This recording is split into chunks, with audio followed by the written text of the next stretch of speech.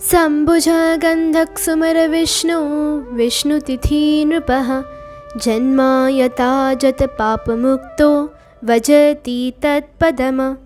अर्थात हे नृप, जो विष्णु तिथि यानी एकादशी के दिन भक्ति भाव से गंध और फूल से भगवान विष्णु की पूजा करता है, वह हजारों जन्मों के पाप से मुक्त होकर विष्णु पद को प्राप्त करता है।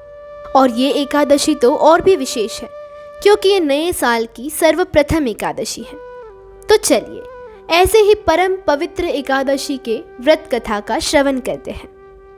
उससे पहले अगर आपने हमारे इस चैनल को सब्सक्राइब नहीं किया है तो अभी कर लीजिए। एक दिन भगवान श्री कृष्ण और युधिष्ठिर महाराज के बीच एक महत्वपूर्ण संवाद हो रहा था।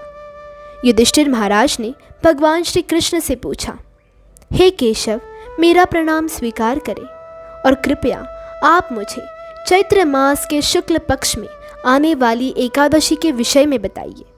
युधिष्ठिर महाराज की बात सुनकर भगवान ने उत्तर दिया, हे प्रिय युधिष्ठिर महाराज, चैत्र मास के शुक्ल पक्ष में आने वाली इस एकादशी को कामदा एकादशी कहते हैं। और फिर उन्होंने व्रत कथा कहना प्रारंभ किया। अनेकों वर्ष पूर्व रत्नपुर नामक गंधर्वों और किन्नरों के राज्यों में उनके राजा पुंडरीक निवास करते थे। राज्य के नाम के भांति रत्नपुर स्वर्ण और कीमती रत्नों से सुशोभित था। इस राज्य में ललित नामक एक गंधर्व अपनी पत्नी ललिता के साथ रहता था। ललिता एक विशेष नर्तकी थी। उन दोनों में अत्यंत प्रेम था। उनके संबंधों में इतनी प्रगाढ़ता थी कि वे दोनों एक दूसरे के बिना नहीं रह पाते थे। एक बार क्या हुआ, राजा पुंडरीक की सभा में सभी गंधर्वों द्वारा गायन और नृत्य का कार्यक्रम चल रहा था। उस सभा में ललित भी था, परंतु उसकी पत्नी ना होने के कारण वो बड़ा विचलित था। वो बार बार अपनी पत्नी को स्मरण कर रहा था। इस कारण से उसका स्वर बिगड़ गया और उसी समय दरबार में बैठे एक ईर्ष्यालु सांप, जिसका नाम करकोटक था, उसने राजा को ललित की होने वाली त्रुटियों के बारे में बता दिया। जब राजा को ये पता चला, वे बड़े क्रोधित हो गए।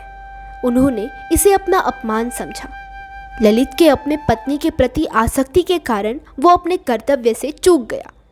इस बात पर क्रोधित हुए राजा ने ललित को श्राप दिया, हे मूर्ख, अपने पत्नी के प्रति कामासक्ति के कारण तूने इस सभा में विसंगति की है, इसीलिए जाओ, मैं तुम्हें श्राप देता हूँ कि तुम नरभक्षी बन जाओ। और तभी ललित एक भयावह विशाल राक्षस बन जाता है। जैसे ही ये बात ललित की पत्नी ललिता को पता चलती है, वो बड़ी शोकाकुल हो जाती है। अपना पत्नी धर्म निभाते हुए वो भी अपने पति के पीछे वन वन भटकती है और अपने पति की अवस्था देखकर विलाप करती है। एक दिन ऐसे ही वन में भटकते हुए ललिता ने श्रृंगी ऋषि का आश्रम देखा। वे तुरंत आश्रम में गई और वहां जाकर उसने ऋषि श्रृंगी को प्रणाम किया। ऋषि ने पूछा, हे देवी, आप कौन हैं, किसकी पुत्री है और किस प्रयोजन से आई है? ललिता ने कहा, हे ऋषिवर, मैं महान गंधर्व वृंदावन की पुत्री हूँ।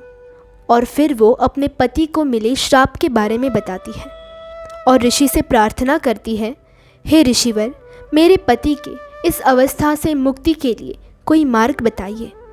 ललिता की बात सुनकर श्रृंगी ऋषि कहते हैं, हे गंधर्व कन्या, चैत्र मास के शुक्ल पक्ष में जल्द ही कामदा एकादशी आने वाली है।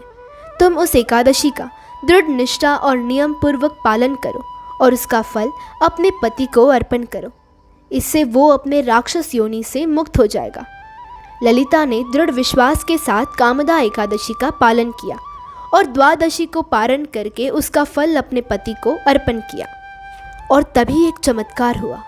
नरभक्षी की योनि में रहे उसके पति ने उस योनि को त्याग कर फिर से गंधर्व शरीर को पुनः प्राप्त किया। वे दोनों अत्यंत प्रसन्न हो गए। उन दोनों ने भगवान को प्रार्थनाएं अर्पण की और सुखपूर्वक अपने राज्य को लौट गए। इस व्रत कथा का समापन करते हुए भगवान श्री कृष्ण ने कहा, हे युधिष्ठिर महाराज, यह व्रत इतना पवित्र है कि जो कोई भी व्यक्ति इस अद्भुत कथा का श्रवण भी करेगा, वो ब्रह्म हत्या के पाप से भी मुक्त हो जाएगा। इससे श्रेष्ठ और कोई भी व्रत नहीं। तो ये थी कामदा एकादशी की व्रत कथा। अगर इसे सुनकर आपको अच्छा लगा हो तो लाइक ज़रूर करें और सब्सक्राइब करना भी ना भूलें। हरे कृष्णा।